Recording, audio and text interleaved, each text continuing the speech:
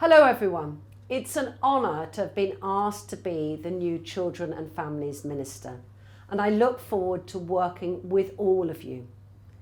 Childhood experiences have a lifelong influence.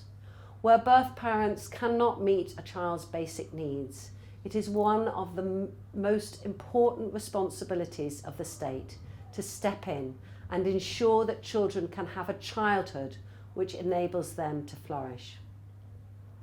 Adoption with a permanent new family is transformative for many children.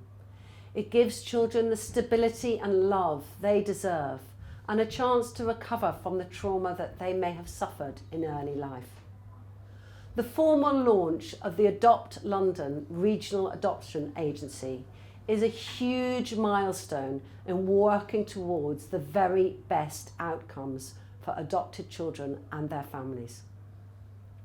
This collaborative working means that children can be found loving families more quickly, and the support available to children, adopters and birth families will be driven by the very best practice across London. I don't underestimate the challenges in getting to this point, and I'd like to thank each and every one of you for your effort and commitment in getting to this stage. We are beginning to see the benefits of regional approach. Regional adoption agencies are making improvements to adopter recruitment, particularly for harder to place children. The first annual Regional Adoption Agencies Evaluation Report found examples where pooling of resources was believed to have led to speedier matching with a larger pool of adopters. And the regional adoption agencies have begun to offer an improved range of adoption support services. I've also heard fantastic things about the opportunities created by the Regional Adoption Agencies Leaders Group, where the heads of service come together to influence at a national level and tackle complex issues affecting adoption agencies across the country.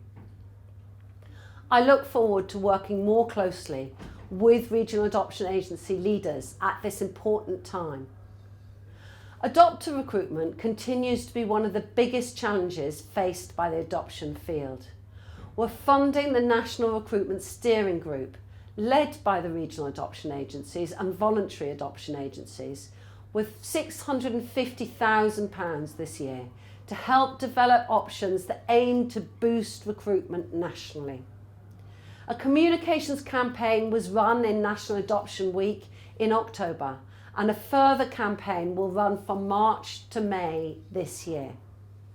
We've also announced an additional £1 million to enable this campaign to continue in 2020 to 2021. High quality and timely adoption support is of course crucial for many adopted children and their families.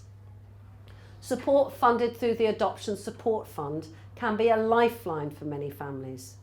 The fund has increased year on year since its creation in 2015, and it's provided £145 million of therapeutic support to over 52,000 families across England. Last December, we announced that funding for 2020 to 2021 would be increased to £45 million. And in February, we announced transitional arrangements for the following financial year, which will enable families to continue therapy and access some funding beyond 2021 until the outcome of the spending review is known. This additional support will help in continuing to ensure that every child has a much greater chance of finding a loving, stable family. I'd like to end by again thanking you for all the work that has taken place to reach this point, and I look forward to working with you all over the months ahead.